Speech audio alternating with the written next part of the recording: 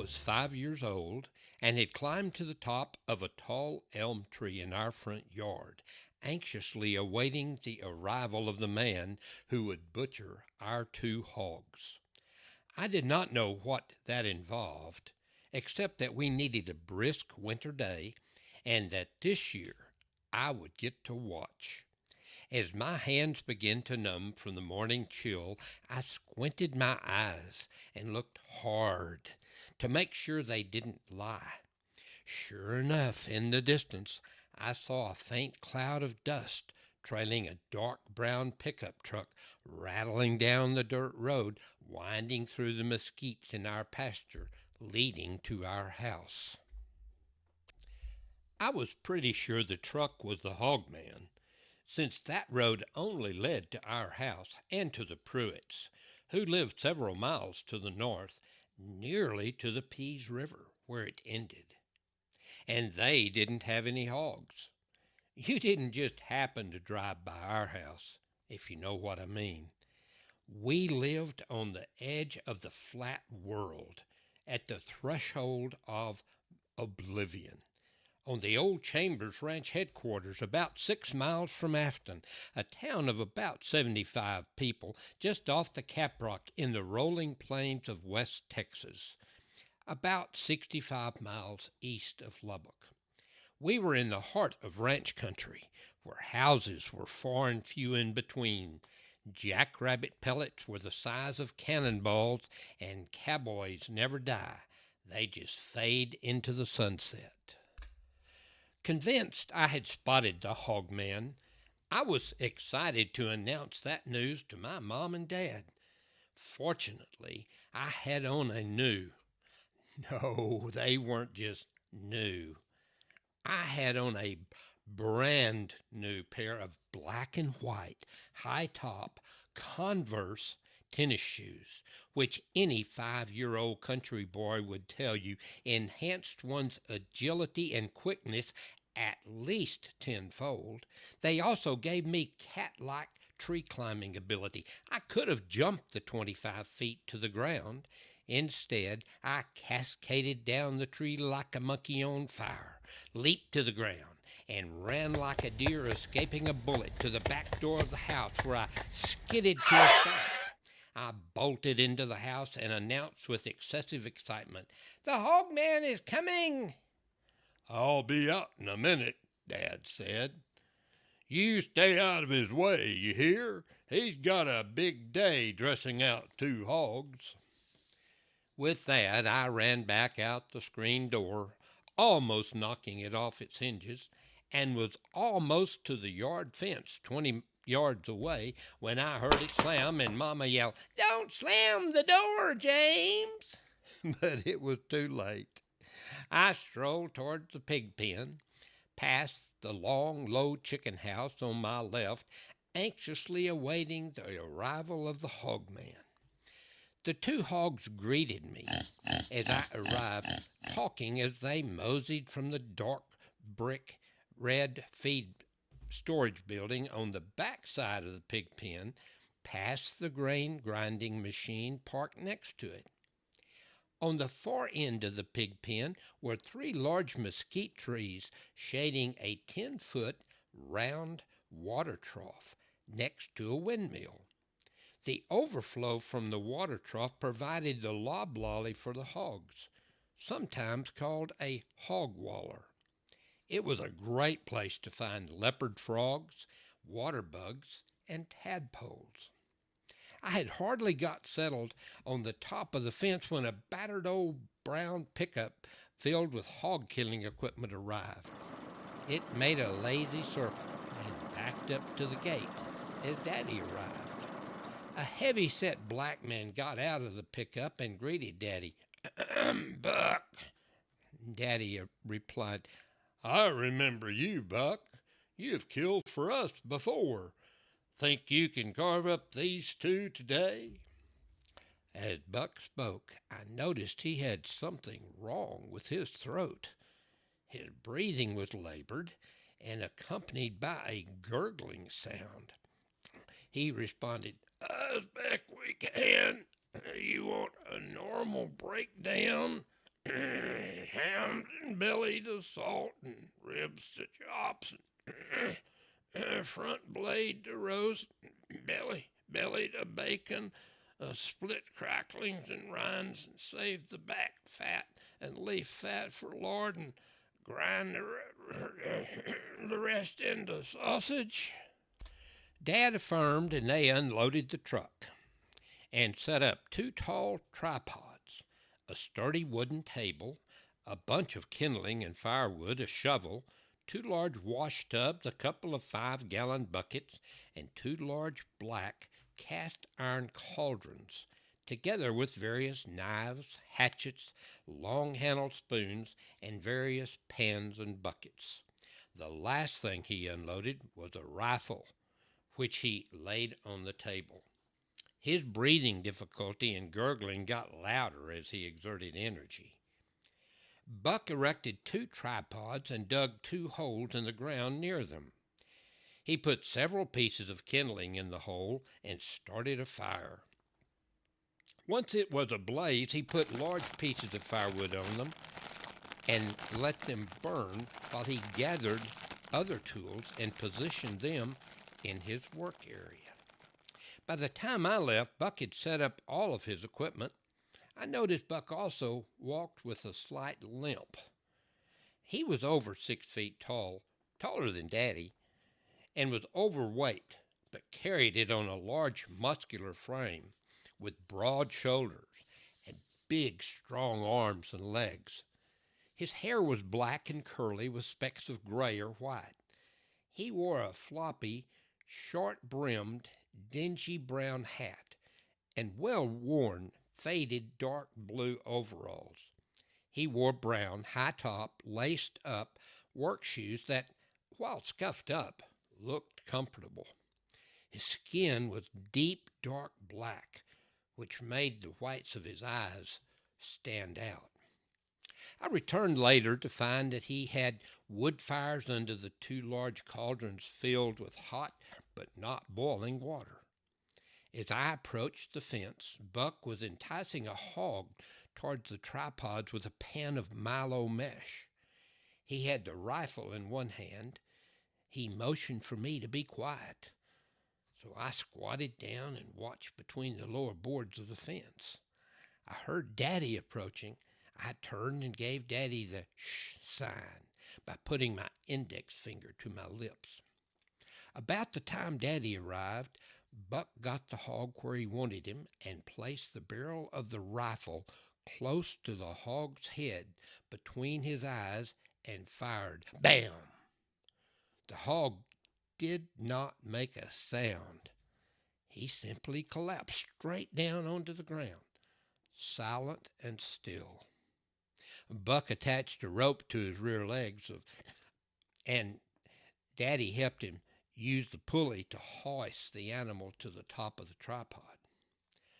Buck quickly and forcefully inserted his knife into the hog's throat and pushed his hand and forearm deep into the animal's chest until blood suddenly gushed out and into the bucket Buck had placed under the animal's head. There was a lot of blood, and it flooded out. He and Daddy then maneuvered the hog into the scalding vat, which consisted of two 55-gallon barrels welded together. And Buck then poured hot water over the hog, and after a short wait, they hoisted the hog out of the water. And Buck grabbed a scraping tool and immediately began scraping hair off the hog. Well, Daddy went about his business, and Buck sharpened his knife with his long steel attached to his apron with a leather strap. The labored breathing and gurgling persisted and continued to bother me. I watched as Buck squatted down and made 4 precision cuts, and the hog's head came off. He flopped it onto the table, snout up. He butchered the animal into various cuts of meat. Daddy came back and took most of the pieces to the pump house, where it was prepared for curing. Then we ate supper. It had been a big day, and I was tired, and the sun had gone down, and it was a moonless dark outside. Before getting undressed for bed, I looked out my bedroom window and, to my surprise, saw the glow from the hog pen. Buck was still working. The big mesquite trees in the corner of the big pen and the windmill cast spooky shadows. The barn to the right of the pig pen was dark, and I could hear a hoot owl in the distance, maybe coming from the barn. The sheet iron on the chicken house reflected the light and made it seem like there was something on the near side of the pig pen moving. There was a cold breeze making a whistling sound as it wormed its way through the skinny branches and leaves of the mesquite trees. The row of mulberry trees on the back side of the barn were darker than the surrounding area and made it look like there was a mysterious cave or a magic forest behind the barn. It was scary, but I was compelled to see what Buck was doing. As I tied my shoes and pulled on my coat, I also remembered that lots of rattlesnakes stay around the chicken coop, and we had killed several that summer and even into the fall. I couldn't be sure they were all denned and ready for winter. I bravely opened the back screen door and gently closed it so Mom and Dad would not stop me and make me go to bed. As I stepped outside, I heard the faint howls of a lone coyote in the distance. The night was cold, and the wind stung my face. As I walked next to the house, I found it difficult to see what was on the ground before me. As I cleared the side of the house, the frigid wind snuck under my chin and made me wish I'd put on a cap. It seemed even darker now than before. As I walked across the front yard, I was startled by birds departing an elm tree. Approaching the front yard gate, the single coyote turned into a painful howl of two, and then three, and then a chorus of coyotes speaking to the moon. I quickly glanced to my right and left, suspecting to be surrounded by coyotes, all with their steely eyes fixed on me as they licked their lips. None were seen, but now even the loud chirps of a bug startled me. I wanted to run, but I didn't. As I approached the glow, I could see Buck's shadowy outline as he moved in the glow of the fires burning under the cauldrons. As I walked past the chicken coop, something inside scrambled, making a disturbing rummaging noise that almost made me panic. It did not occur to me that it could just be some chickens. I gasped and clenched my fists. My legs wanted to run, but my mind froze them in place. Paralyzed, I turned toward the sounds. It was dark inside the chicken coop. I could not see what was inside. I imagined I saw a dark shadow move and a pair of yellow eyes staring at me. I slowly backed away and paced and quickened my pace, focused on the glow coming from the pig pen. As I approached, I heard Buck sharpening his knife on the steel as he breathed loudly and gurgled and limped around. I could see his silhouette as he cut the flesh of the hog and then stirred the cauldron with a long-handled paddle. His large body cast a long shadow that danced across the lot and onto the fence.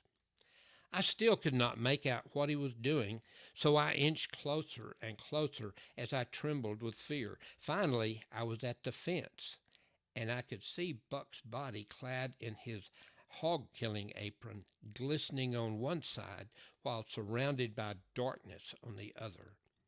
His black skin reflected the twinkling light of the fire, but his gurgling and breathing got louder and louder until they were screams synchronized with every movement of the long-handled paddle. I was afraid to look around me. I was afraid to look straight ahead.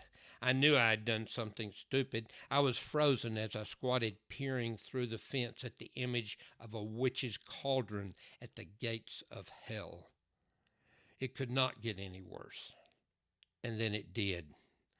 I moved and my knee dislodged a board on the fence, causing it to fall with a loud plop. In response, Buck turned and looked straight at me. I saw two large white eyeballs staring at me on a black background trimmed in the glow of the cauldron fires. I froze transfixed on the eyeballs, which grew larger and became bloodshot as I looked. They were devoid of expression and got closer and closer.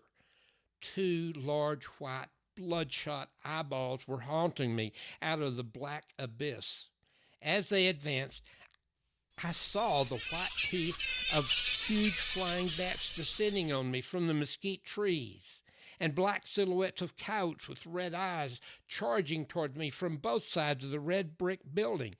I was shaken into action when I heard the rattle of rattlesnakes on my left side, and I felt the movement of its scaly body slithering against the calf of my leg. I instinctively shoved my heels into the dirt and pushed my bottom backwards away from the fence and advancing demons. I flew backwards across the ground, propelled by my churning heels for several yards. Thank goodness I had my black and white high-top Converse tennis shoes on.